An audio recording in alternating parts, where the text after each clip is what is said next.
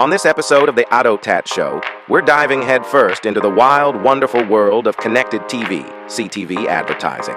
It's not just rabbit ears and static anymore, folks. Now, it's all about algorithmic predictions and seamless integrations. To guide us through this digital maze, we got none other than Julian Zilberbrand, CTV and ad tech guru who's seen it all. From MTV production assistant to running his own consultancy, Julian's here to drop some knowledge bombs and maybe even a few laughs. Buckle up, because we're about to turn your understanding of CTV upside down. Deserve to win when it matters most. Facing multi-billion-dollar bet the company litigation? No problem. That's why we're here. Troutman Amin, LLP is a true legal powerhouse. Welcome to the AutoTat Show. Today we're plunging into the dynamic universe of connected TV, guided by none other than industry heavyweight Julian Zilberbrand. Together we'll navigate the forefront of CTV advertising, delving into groundbreaking strategies and innovations that are transforming how ads interact with your streaming experience. Get ready for an enlightening journey into the future of advertising. Insightful revelations guaranteed. Stay tuned. You won't want to miss a moment of this deep dive. So how are you doing today, Julian? Given the unscripted nature of reality, I trust you're more prepared than I was for my last tech update. Yes, I'm doing well. A, thank you for having me. Appreciate it. B, I am doing well. And C, I did take a little time to prepare. Okay, so let's roll back the clock. What's the origin story of Julian Zilberbrand? Try to keep it more Marvel Cinematic Universe and less PowerPoint, please. Sure. I was born in the Ukraine. My family came over. I was about 1. We lived in Massachusetts for a few years. We moved to Brooklyn. I am, for the most part, Brooklyn raised. We started in this industry in '99 at MTV as a production assistant. And today I run an independent consultancy whose focus is supporting startups and mid-tier companies figure out how to navigate the landscape. Right, when we first met, I think I noted that you went to the same college I went to, Brooklyn College.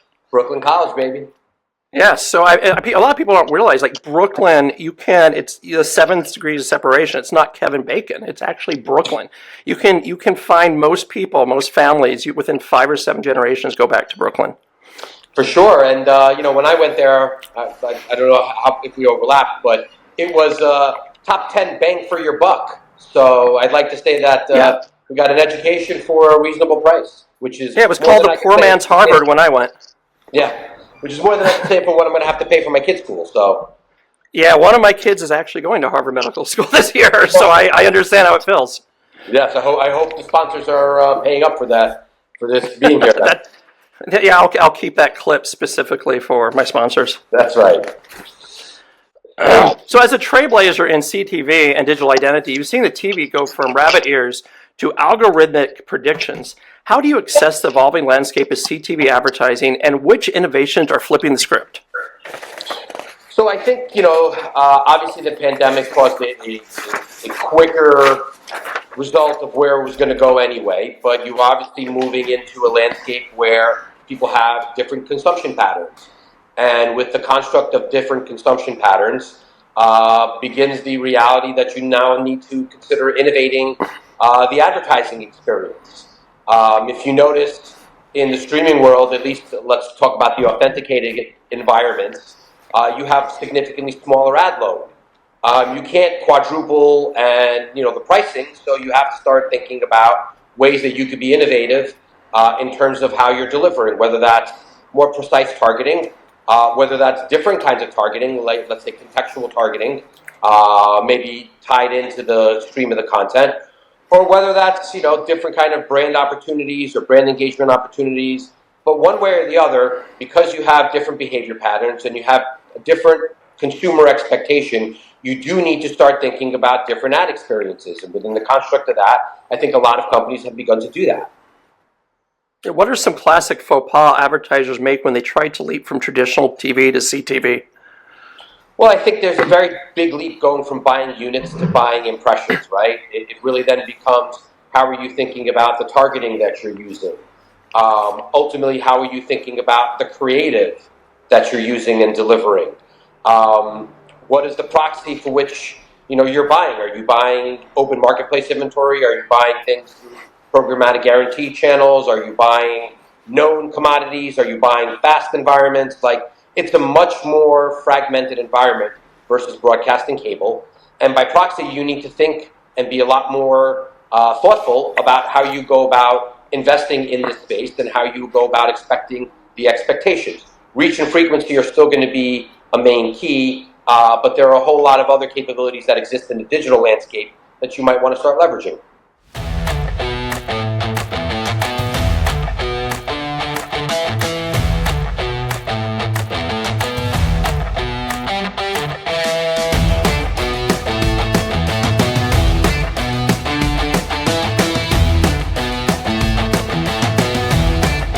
Decode the buzz around the programmatic buying in CTV and its edge over old school methods, assuming, of course, it's not all just programmatic hype?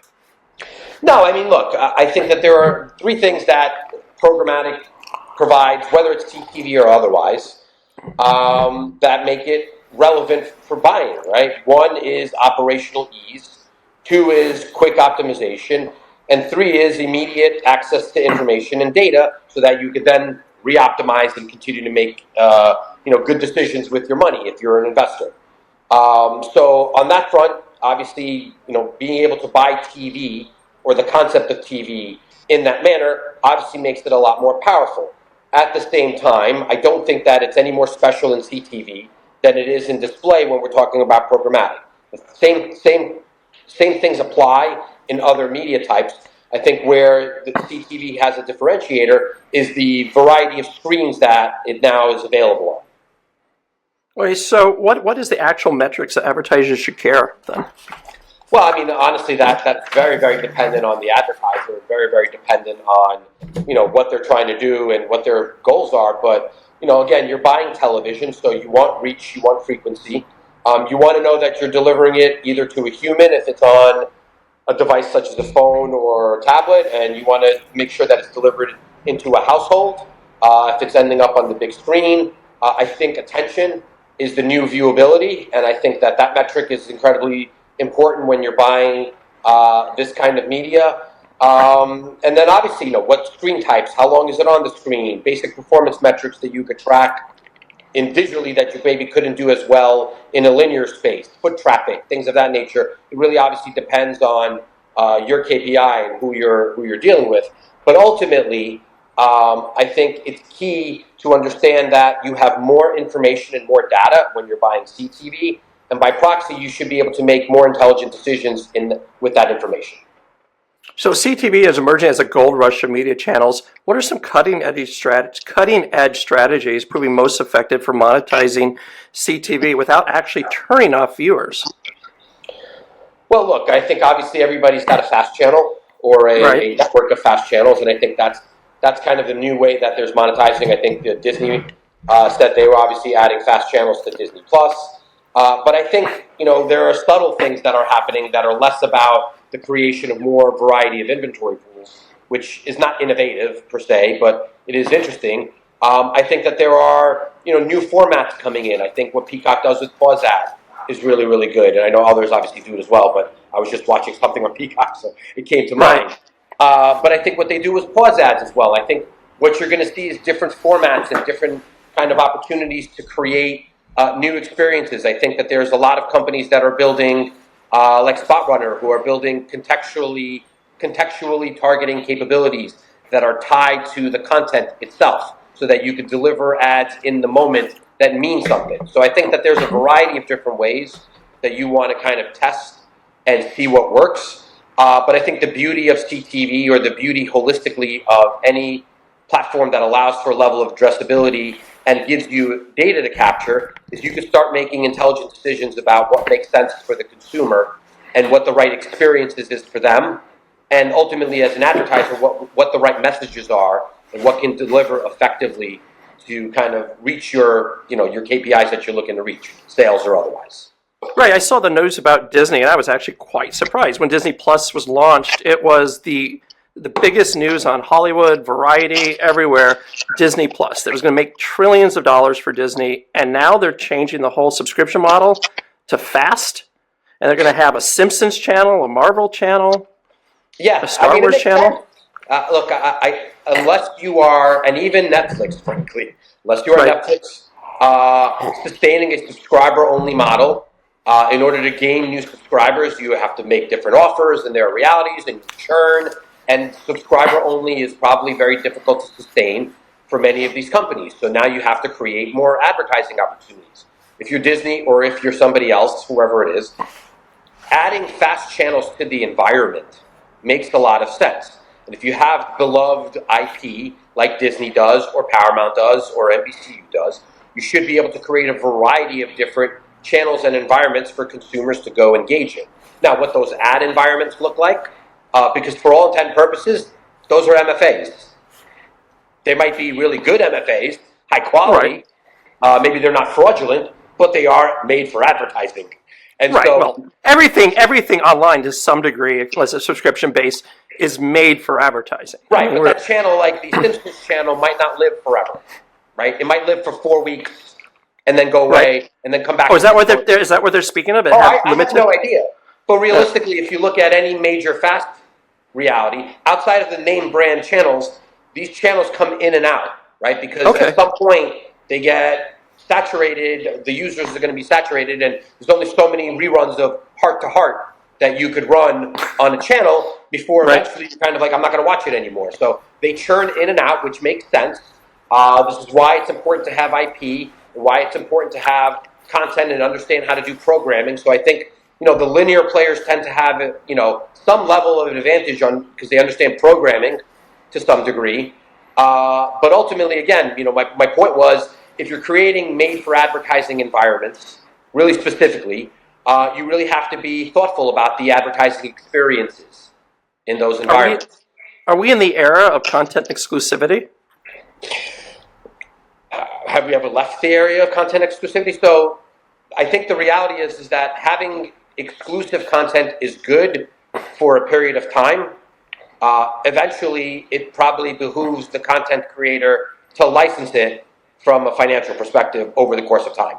So I think exclusivity is important for a window, so to speak. And I don't know if that window is 6 months or a year or whatever that time frame is. I'm not the arbiter of that. But I do think at some point it makes sense to be able to kind of license that content out, depending on the quality of the content. If you have an incredibly high, valued piece of content that people are going to come into over and over and over, and then kids are going to come in over and over and over, then at some point, obviously, exclusivity is important. Short of that, you want it for a window, and then I think you want to license it. Okay, so what's with the ad repetition problems in CTV? I have to be honest. Seeing 10 ads for cat food when I don't have a cat doesn't make me want to buy more cat food. I imagine that would not be effective. That's fair. What I would say is that that's very specific to individual channels. You're not seeing that same advertiser cat ad across 9 different streaming services that you might use in an evening, right? Right, but while watching Shogun, I had to see 10 cat ads. I mean, then there's a conversation to have with Hulu. In terms of how they have identified you and your household, what they've done there, right? Because I get a lot of Spanish ads, and you know what? I don't speak a lick of Spanish. So, Oh, me too. I mean, my father spoke Spanish fluently. I speak enough to, not pee on the floor. Basically, I rely on my wife. She's the language woman. But ultimately, same here. My wife is a speech therapist, and all her students speak Spanish, so she speaks fluently, and I'm the Hispanic. And so at the end of the day, look, I think that is typically the problem of the streamer. Right. There are lots of realities around that. So, for example, that cat advertiser bought a bunch of linear that underdelivered and agreed to make up delivery in CTV with their partner. And then you just have to deliver as many as you can deliver to meet the quote-unquote, GRP expectation that somebody might have bought in linear. So, I mean, there's a lot of different variations to that, but I think that's very dependent on the individual streamer. And I know from my experience at my previous establishment that there was a very big effort to centralize operations and manage frequency because you wanted to avoid that exact scenario. Right, so as the frontier of CTV advertising expands, what new territories do you see opening for marketers ready to stake their claim?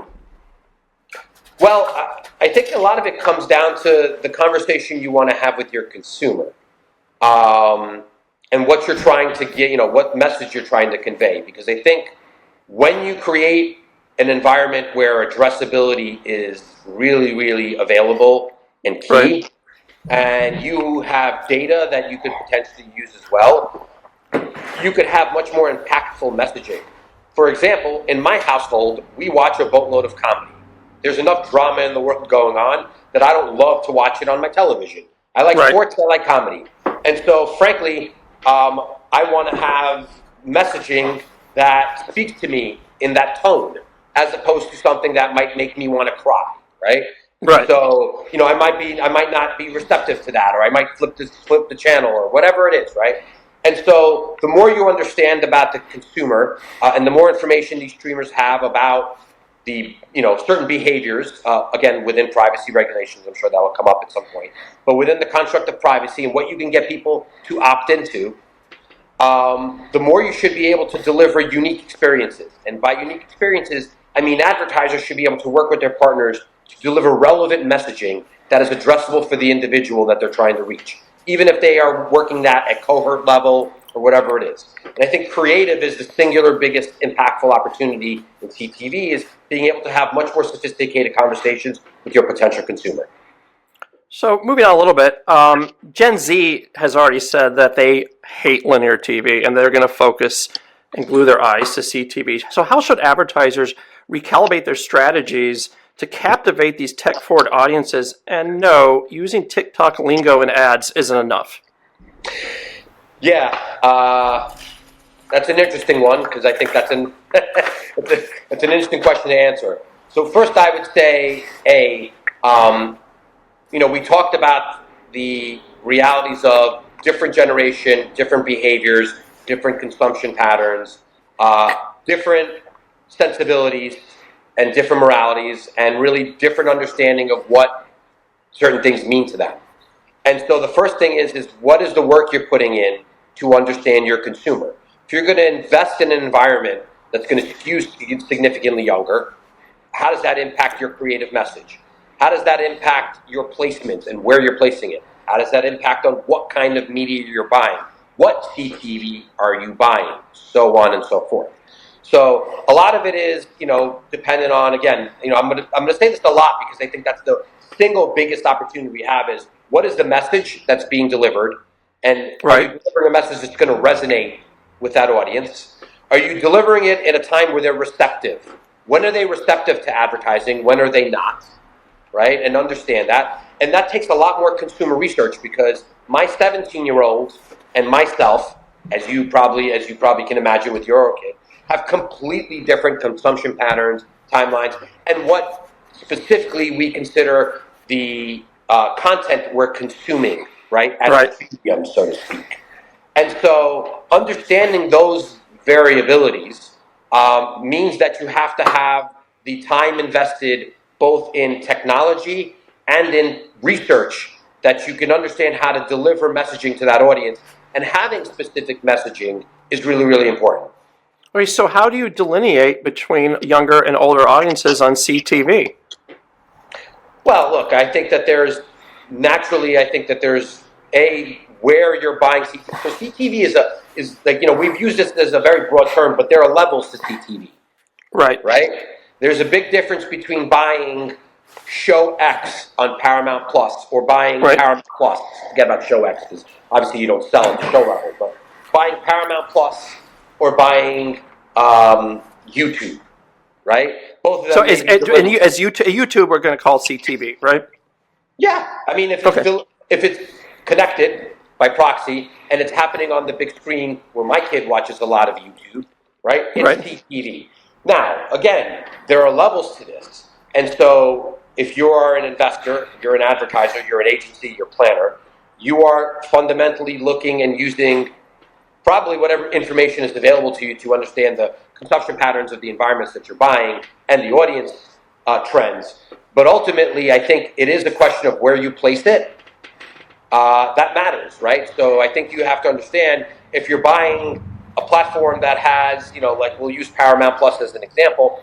By proxy, most of the programming on that is going to skew to an older audience because it's taking a lot of the linear stuff and then putting it on CTV, or at least taking linear models of that versus user-generated content or versus more short-form content, so to speak, and where I think the younger audience is consuming more volume, right? I think they're consuming long-form content, but they're also consuming short-form content in larger swaths of volume.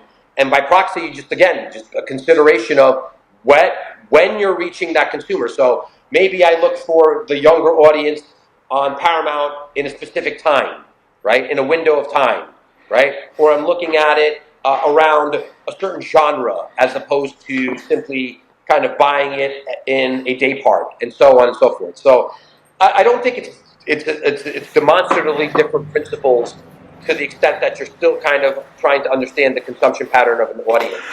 I think it's more that you have more fractured delivery environments, and because you have so many different kind of distribution environments and so many different content providers, you have to be a lot more intelligent about how and where you place things.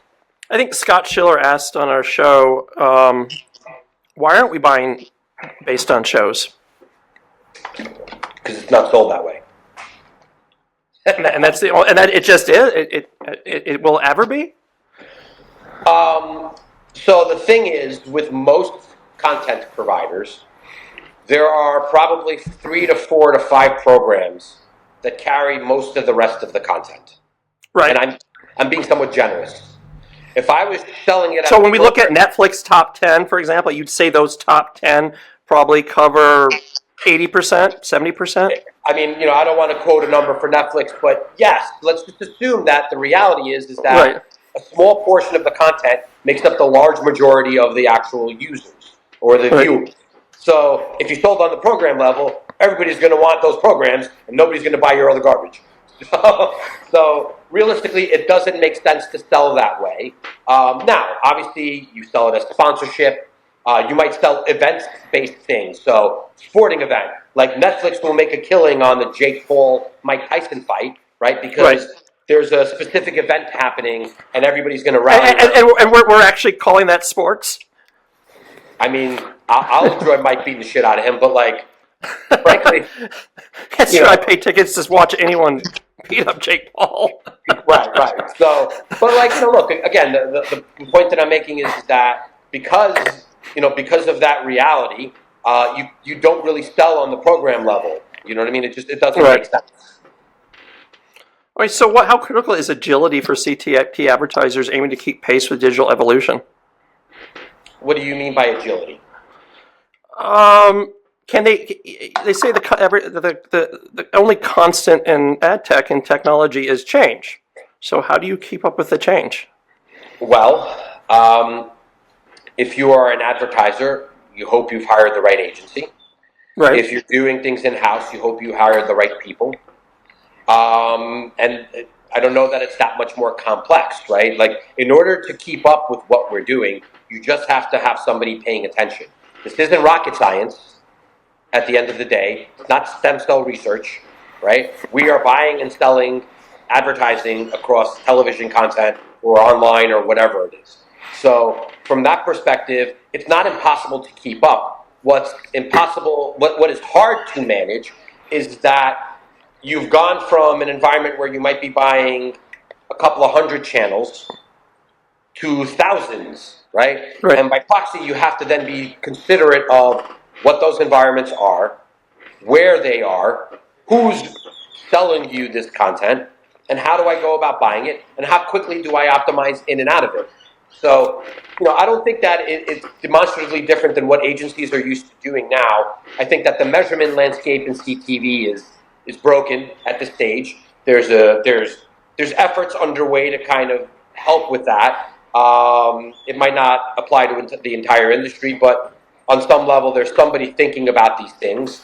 And so, you fundamentally have to work within the construct of the environment that's there But ultimately, you have to have the right people involved who will actually try to pay attention for you on your behalf, because you probably can't yourself as an advertiser. Hey, as the world ditches cookies faster than a bad diet, CTV is stepping as a privacy-friendly platform. Can you elaborate how CTV is setting the standard for a more secure, compliant ad environment? So again, I want to hedge this by saying, depends on the CTV you're buying.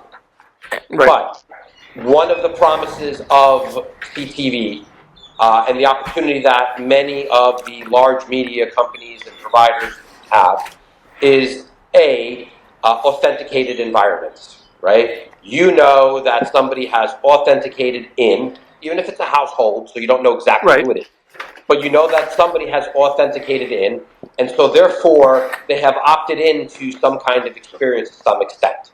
You also know that these organizations are highly regulated and have to be really, really respectful of the consumer and the privacy of the consumer. And so they do their best to deliver within environments. It's always been, the benefit of buying television holistically as opposed to, traditional wild, wild west of online is, that it's a highly regulated environment that is, receptive to dealing with the, importance of consumer privacy and so on and so forth. So I think CTV provides you more of that, and by proxy, because you have, now I'm not going to tell you that this isn't complicated, because it is, but because now you have more advertisers with first-party data, and you have the availability to use privacy-safe environments like clean rooms and other kind of scenarios to kind of match data where it meets our current privacy obligations. Where it's going is a different story. But where it is today is all those companies are incentivized for a number of reasons to create privacy-compliant experiences. And authenticated environments are the best, to do so. But again, just like in many other places, there's a wild, wild west of the CTV, and those places might be less privacy compliant, and you have to be thoughtful about how that works as well. So how is AI being used to reshape the CTV environment, the advertising landscape? Oh, where's it not? Okay, so obviously it's going to help with decision making, right? I mean, the simple factor is both on both sides of the aisle, as buyers and sellers, right? AI is going to impact the speed and the depth of the ability to make decisions. The other factor is AI's really, and this to me is the biggest impact, and I've said this already multiple times, so I feel like I'm being redundant, but AI is going to impact the ability to deliver a much more comprehensive creative experience for the consumer. That's already happening today on some level. It's certainly going to scale up over time. It's going to allow for more personalized messaging. It's going to allow for more personalized creative content, and so on and so forth. So AI is going to be a huge underpinning on creating a better experience for the consumer. It will allow you to understand over the course of time potentially the behavior pattern of your consumer, right? If you are any streamer with tens of millions of consumers, there are billions of data points that you need to crunch, and then patterns that you're needing to look at to understand and then apply at scale, right? So AI will allow you to do that infinitely faster, make better decisions, understand, hey, my kid, if he happens to be watching and you have some concept that it's my kid, based on the content, based on the time of day, whatever these factors are, maybe he's less, receptive to an ad pod, but he's much more receptive to different ad formats. And so maybe deliver him a different ad format that might make sense. Maybe he's going to be more engaged in a shopping experience because that behavior is already being learned by him today, versus somebody like me where that's not a learned behavior. I don't think about using my remote to shop on my television, so that has to be taught to me. Where some of the stuff is native to the youth, right? They're used to looking at a screen, touching what they want and getting it. So creating that behavior on a large screen is easier for them because they have some of that behavior already built in, right? So, I think ultimately, right, it comes down to understanding that AI will allow for everything to function with more information faster, right? That's it. Like, that's the basis of it. And then Gen AI will allow you to think a little bit more about what the experience can be and the communication and the messaging. with your consumer. Do you see AI being harnessed to tweak ad placements in real time? Like, for example, some ads might do better at the beginning of the show or the middle of the show. Oh yeah, oh yeah. Not only do I think that, I'm betting on it. Right? Yeah, I'm working with a company now called Spot Runner, and we're Okay. thinking along those lines. So can you reveal a little bit about the magic behind the curtain? And hopefully it's not you just pulling levers. No, it is AI driven.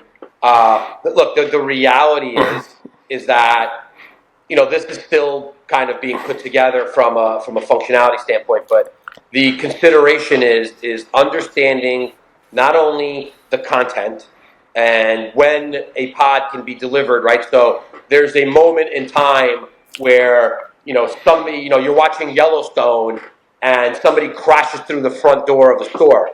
It might make sense to deliver an insurance ad, right then and there, right? And so there's going to be a reality around tying it to the content. There's going to be a reality around understanding my behavior patterns over the course of time. Do I bounce out of a piece of content when the ad pod comes up? Do I pause it? So on and so forth. Do I, am I paying attention, right? Like attention measurement, I think is going to be really, really important. And it's going to scale as a proxy for quality. And I think that there are going to be quality scores that are put into place around content and all these other factors that I think AI will facilitate. So are you familiar with companies like Curve that are using AI to actually search for specific things in there using the, I believe it's the outline of the object? There's Curve, there's Cortex, there's a couple of companies who do that. There's Spot Runner. Yeah, I interviewed both Curve and Cortex last week. Yeah. Great guys, great companies. And I think, look, at the end of the day, what all of this is coming to is that I don't think anybody believes that moving from a 4 or 5 minute ad pod where you had 10 ads, 10 30-second ads or 8 30-second ads to 3 30-second ads, you can make the same amount of money. It's simply not feasible. So you do need to understand that there has to be more ad experiences that you could deliver, but you also, like you said, have to be conducive to what is the relationship with the consumer and what's the relationship with their experience with your environment, and is it a good environment that you're creating for them, and are they going to be receptive to the advertising in your environment? Looking forward, how do you see AI and analytics continuing to revolutionize CTV advertising? I think ultimately, can you predict the next big leap here? I don't know what the next big leap is. I mean, that's. I mean, what I think realistically is faster decision making, right? Quicker optimization, but again, delivering messaging that is a little bit more personalized. And I think the next big thing is really about creative, right? Because at the end of the day, you could take 1 billion data points, but within the course of a program, there's only going to be so many times you could deliver an ad as a 30, so to speak, right? Or a 15 for that matter, whatever the case is.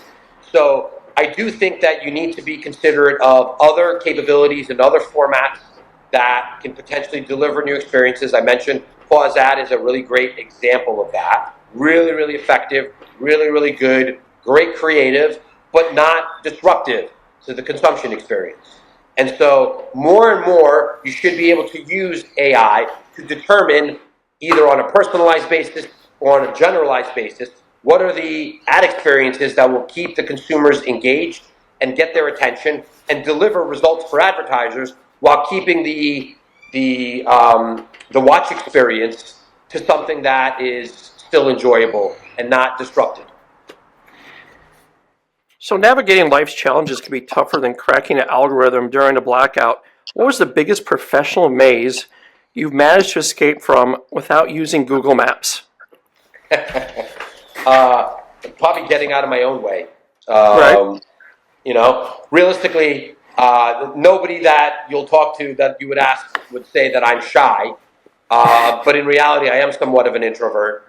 And navigating that and, kind of being self-aware enough to understand that that's my own kind of thing that I have to deal with and kind of, work around is something that I fundamentally have to deal with every day, right? So to me, that's a big challenge. It's just every day kind of, being willing to kind of engage with others where I might naturally kind of want to just be by myself.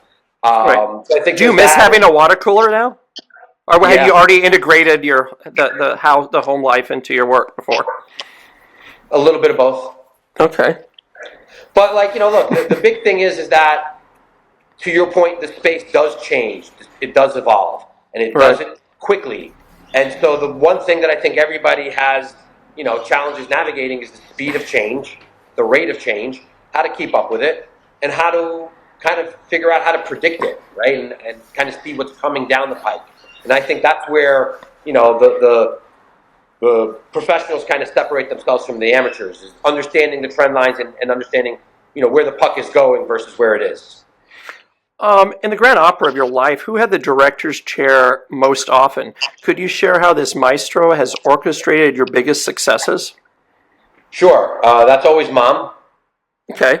Without a doubt. And honestly, it's simply helping provide confidence, helping provide perspective, and really delivering just the support that somebody needs, and my wife, for that matter, obviously, as well. If not more so to some extent, because she's with me every day. I think everybody has, different challenges that they deal with personally and professionally. But having a good support system is a huge part of me, and a huge part of, I think, most people's success, because I don't think anybody can really effectively do it alone. If you could clone one aspect of your career mentor, though, what Jedi trick would you want to inherit? And you can't say stock options. That would have been the answer. Well, honestly, probably better memory. I have a decent memory, a good memory for a lot of information, but I do forget a lot of names and a lot of places and things of that nature. And so, I tend to kind of be a big picture thinker, not like overly in the depth of in the weeds of the details. And because of that, sometimes I will, misremember certain details. Not that it's super impactful, but just having a better memory, like some people that I know who are really, really, can remember all these little nuances, the names of a writer of a book that I would be like, I know the book, but I don't remember the writer. And then you sound much more intelligent when you're talking about it versus me, who's stuttering through trying to remember the name of the writer. That's probably what I would take, is just, thinking about how do you better, remember certain bits of information. So if you could have a theme song for your career journey, what would it be, and something more inspiring than hold music? Cash rules everything around me. I'm sorry? Cash rules everything around me. Cream. That is my life theme song. Can you sing it? I could. But you're not? I could. I do know all the lyrics, but I'm not. Looking back at our conversation today, what do you think is the most crucial takeaway for our audience about the future of CTV advertising? I think that the most crucial thing is you are dealing in an environment where you could have more impactful and resonating conversations, which means you need to be considerate of the creative that you're leveraging and potentially technologies that would allow you to do that. By the way, that now applies not simply to CTV, but to linear as well. When you think about addressability in linear, that's moving in a programmatic way, and that fundamentally it's going to operate much like CTV. And I would say the same thing for the linear world in the addressable space as it would the CTV. You have the opportunity to have a one-on-one conversation with your consumer, make it impactful. Don't just use the same creative that you might use general market in an addressable conversation. If you could be the Gandalf of the CTV world and could change one thing with the snap of your fingers, what would it be? And you can't just double ad budgets.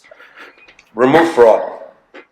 You think it's as big as a problem as it's being reported, or you think there is some sort of creative thinking in some of these reports? I'm not the arbiter of the accuracy of some of these reports, but I don't think it's not a problem. I do think it exists. I do think anytime you're creating another environment where people can potentially, criminal elements can monetize, they're going to. So we can't be naive and assume that it doesn't exist. even if it's spoofing or whatever it is. So I think that, if we could remove fraud and we could remove fundamentally some of the complexity in the marketplace around privacy. Not that there shouldn't be consumer privacy, there should, but there's complex regulations in this country that aren't conducive to the right experience. And so either get it down to whatever it's supposed to be from a federal level and deliver something that makes sense for the consumer and let everybody work through it. So remove the fraud and solidify the privacy regulations. What has been the most surprising development in CTV that you didn't see coming when you first started? I think it's kind of the explosion of fast channels. Like, it's not like you didn't see it coming, but it's just like now it's like every Tom, Dick, and Harry has a fast channel, and I don't know that everybody has enough content to support them. And so it's just, there are just some of these channels that are just like, who's watching them? Right. They have 5 billion viewers, but there's not even that many people in that country. Who's watching them? Like that's like the fraud and that are intertwined, right? Right. Like you're creating this channel with a whole bunch of garbage. Who's possibly watching that? And therefore, who are all these people that supposedly? And what is all this reach I'm getting in this environment? There's a come to Jesus moment at some point that people are going to get to. So, what's next on you? Is there any new mountains that you plan to climb? Are you setting up camp to enjoy the view for a while? Right now, I'm enjoying being independent and kind of being unencumbered to kind of say what I want to say and so on. Right. What I'm focusing on right now, honestly, my health. Like, I'm not in bad health, so I just mean exercising, making sure that I'm eating the right things, like having the time to kind of focus on me and ensuring that, like, I'm here for the long run. That's probably my main focus for my family. So before we go, I'd like to ask people if you could send yourself a time-traveling text message to yourself when you first started in industry, what would you tell yourself? And now I have to tell people you can't say stock tips because everyone started doing that. Yeah, that's exactly what I would tell myself. Best in Amazon early. So what I would say is, when Programmatic was first coming into the market, and we were getting it started when I was on the agency side, I don't think we had a vision. Well, I think we knew that it would become the way that people bought. I think we didn't have a vision of the taxes that would become part of the environment and result in now what you're seeing is the runaway from some of those taxes, right? Like, just too many middlemen were collecting too much of the money, and I think I missed that. I think we all missed that, right? Like, we missed that at some point, only 50 cents of your dollar or 45 cents of your dollar was actually reaching, the publisher that you're buying inventory from, and all these taxes were being taken out of it by middlemen and exchanges and SPs and DSPs, and now you're seeing kind of the opposite of that. Everybody kind of creating direct path opportunities, and so on. And so I think we would have probably, in the beginning, set the parameters around how much tax could come out in a programmatic experience so that you didn't saturate it and create the scenario where you basically facilitated the fraud part of it. And that's a wrap on this wild ride through the cosmos of CTV. Massive thanks to the one and only Julian Zilberbrand. So, it's actually good. It actually deletes all my pauses automatically. Nice. And for gracing us with his wisdom and wit. Seriously, Julian, you've made us all look good. And a big, loud shout out to our sponsor, Troutman Amine, for making sure we can keep bringing you this brain candy without the corporate snooze fest. You guys rock.